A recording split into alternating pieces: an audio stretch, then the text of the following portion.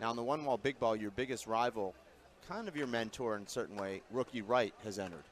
Yes. And Rookie has not played a lot of singles in the last couple of years, but you talk to the guys in the know, and he's still a dangerous guy. Yes, he's always dangerous. He has a great court IQ, his experience, and he's always, you know, very composed when he enters the game. Like, his confidence level is just always at a high. So, like, even for a player like me, like, I go in there, you know, super confident, and I know what I can do. Right. 0-0. You can never, like, you know, sleep on this guy, because this guy, he brings his game no matter what. I remember watching you and Rookie play probably 2013. You had a great night match, which there was a lot of controversy there. I think Rookie got you just barely, maybe 21-19. Yeah. And that was, 1-0. I'd say, not because of the result, but one of the most exciting matches I've ever seen out here. But we're back into live play here now, Timbo. This is 1-1.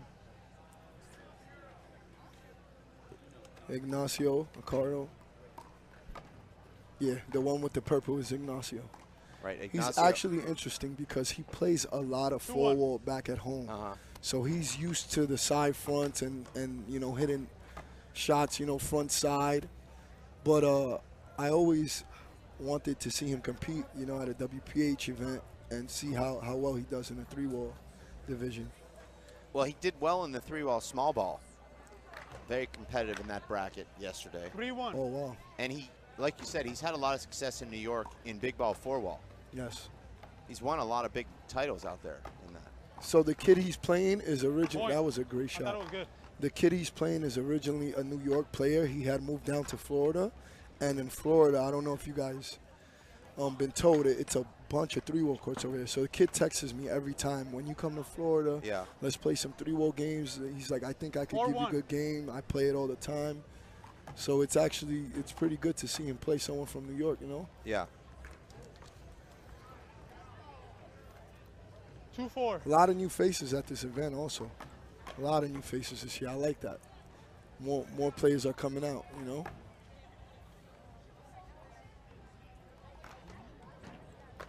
Yeah, it's really 3-4. become a kind of a bucket list event for the New York crowd.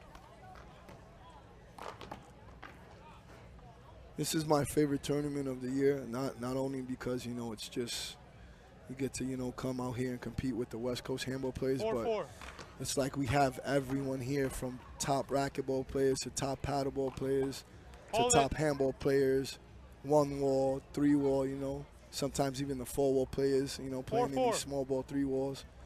So I just love that atmosphere out here. This is why this is like literally my favorite tournament.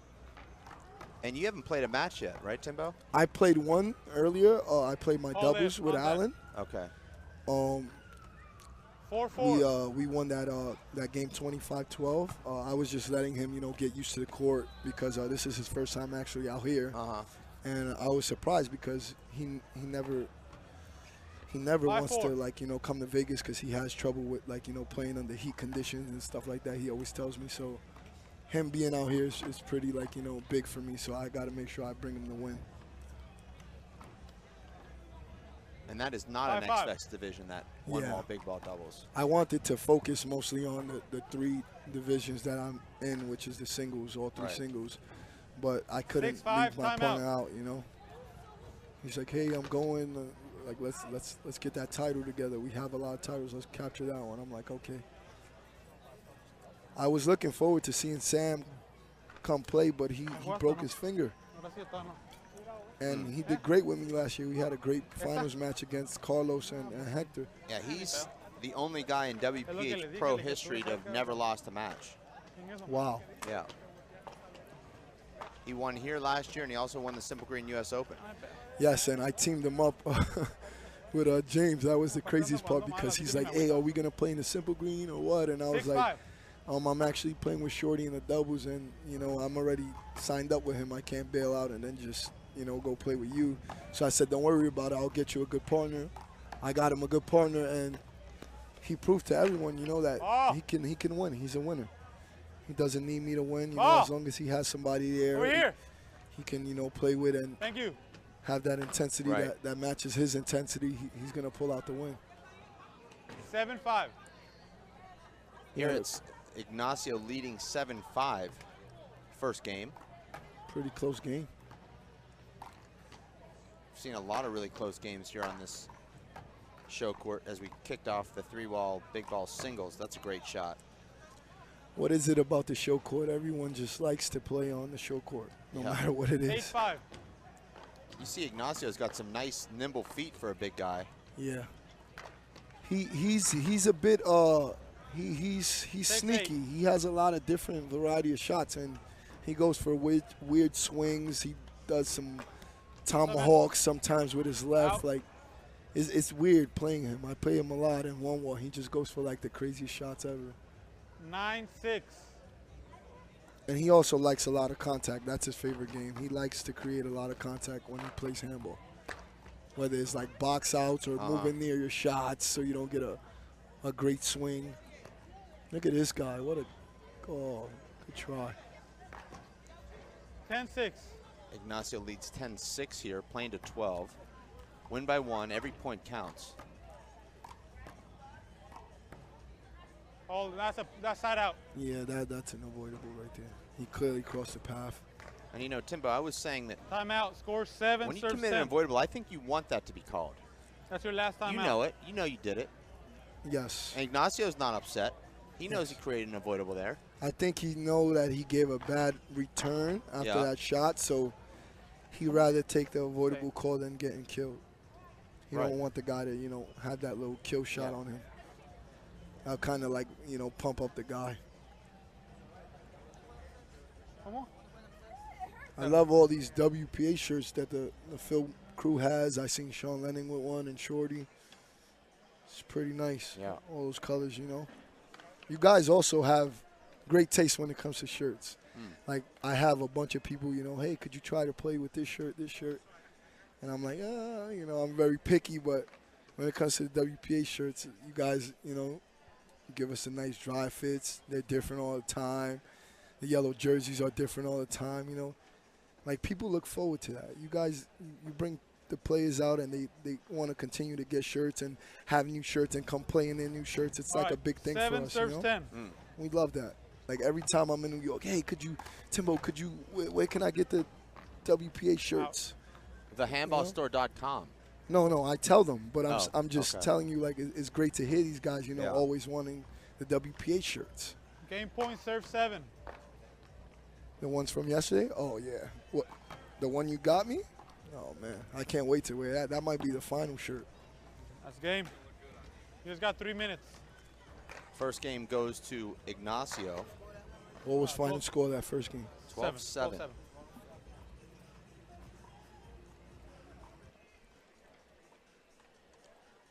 12-7. Wow. Looked like Ignacio got more comfortable as that game played out. Yes.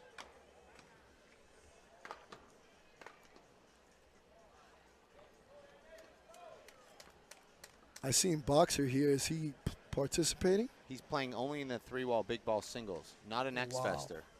And, you know, you think he would do well in the X-Fest, being that, he's a spoiler.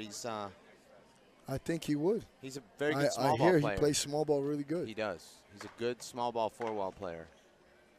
Do you think it's because he want to conserve that energy and try to pull out just that specific division?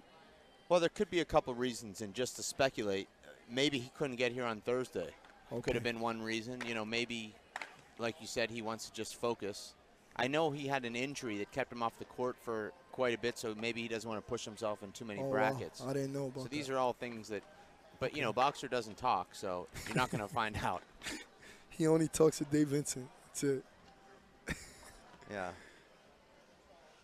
I seen him one time. We was bunched up after a game, and it was me, Ricky, Shorty, Samson, Little Razzle, Big Razzle, and Boxer, and we was all just like in a circle, just, you know, talking about the tournaments and the games, and I look at Boxer, and he just like, he steps back, and I'm like, Boxer, what are you doing? And he's like, I'm claustrophobic, like I don't want to be like, but I'm like, hey, this is, you know, this is all your brothers, man. Like, he's like, nah, I don't like being, you know, in a little crowd, like, I don't know what it is. And it's like, I'm Like, if there's anyone that does things like that, it's Boxer. You know, he's weird. Like, you just would never understand him. Also the coolest guy in the sport. He's kind of our version of James Dean. He's very respected. Ryan Gosling, maybe. Yeah, he always shows the utmost respect to everyone. Just a great guy.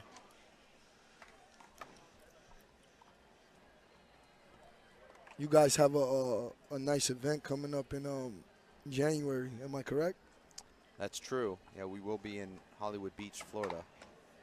It's going to be a great one. That's a great site for WPH. That was always like one of my dreams to bring you guys over there. And I think you guys are going to get a big turnout, really big turnout.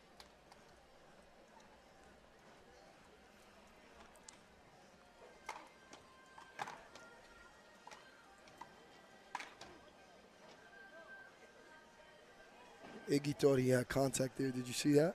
I didn't. I agreed with the ref's call there. Yeah, he kind of looked at the ref like, are you going to give me that call?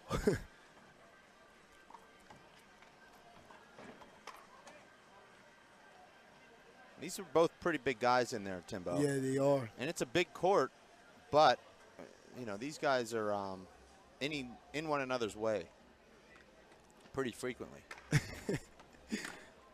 I tell you, Iggy is the type of player, he likes to crowd his opponent. So that's a great shot. Yeah.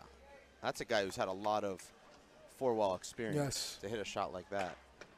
He's comfortable with that shot. He's used to going to. He actually told me he wants to play Samson indoors for some sand later. He told me set up that match for him. Would that be a competitive match? I think Sam will sleep on him in the beginning, and then he will take off. I don't know how much sleeping he would do with sand on the line. No, yeah, because Samson never played him, and Iggy's pretty good. But the thing is, I told Iggy, I played Sam in 3-wall, and I play him in 4-wall. He just seems that much better in 4-wall. Oh. His shots is just ridiculous. Yeah. He just knows how to keep you off balance. Like in 4-wall, I like to, maintain my balance and set my feet to go for shots. But Sam just knows how to keep his opponent, off balance.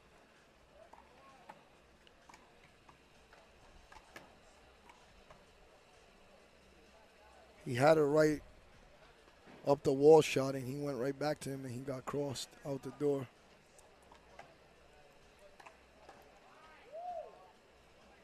What kind of serve do you like to use on the 3-wall big ball court? Because my favorite serve is, I don't want to give anybody angle that they can create either a side front that'll bother me or like a high out the door shot. So I want to stand more towards the right and throw a nice hard over my shoulder serve, overhand serve. That way when they go to the left, I can follow the shot and see what's coming.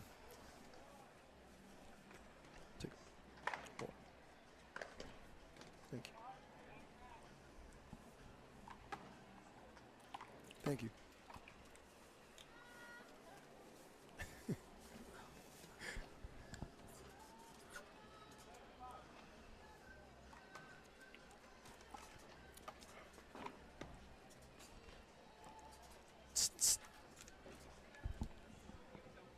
Wait, Dave, and this one.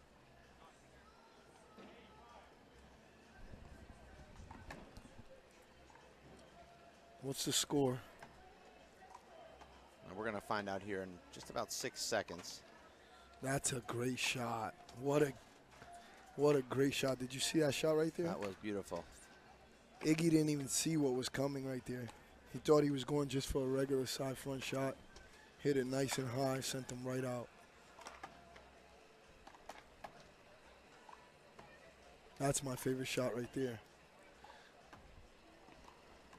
Set up. Look at these guys. These guys are just chasing everything down. There he goes again. So I guess he does play a lot of 3-wall if he's going for that shot. Not a normal 1-wall player would hit that shot consistently like that. Unless he hit it off his thumb, which I think he did. That one did look like kind of a mishit.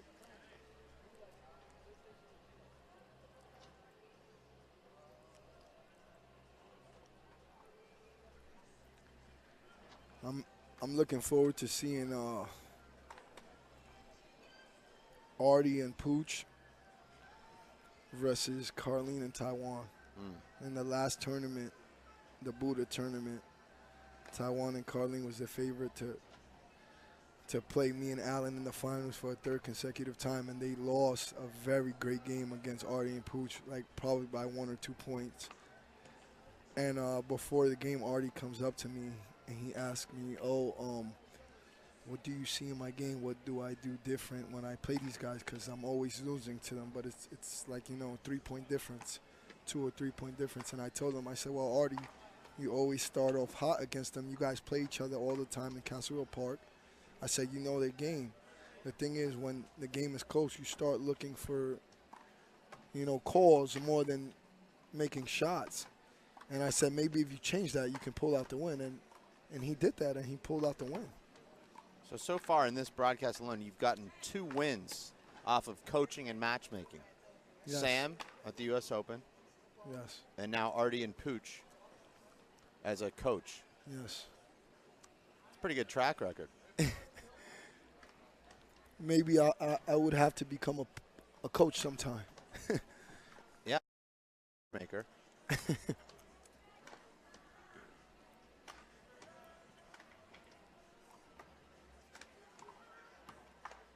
Have any one-wall small ball games started up yet? I saw a couple kick off. Joel Bastidas just defeated Angel Estrella from Tucson. Was it bad or a competitive game? Well, it was single digits. Let's put it that way. That's not good.